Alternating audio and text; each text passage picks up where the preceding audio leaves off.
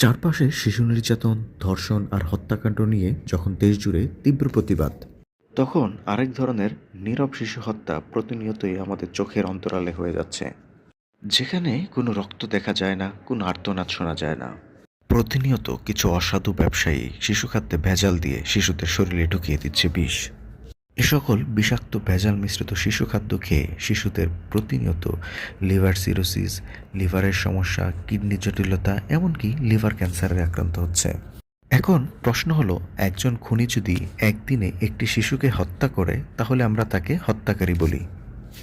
তাহলে যারা এই শিশু খাদ্যে ভেজাল মিশ্রিত করে বছরের পর বছর হাজার হাজার শিশুকে মৃত্যুর দিকে ধাবিত করছে, তাদেরকে কি বলা যায়? এরা কি শিশু হত্যাকারী নয়? এই প্রশ্নটা আপনার কাছে, আমাদের কাছে, সমাজের কাছে এবং দেশের কাছে রেখে গেলাম। এদের সঠিক কী বিচার হওয়া উচিত? এদের নিয়ে কী আন্দোলন হওয়া উচিত? আপনারাই বলবেন।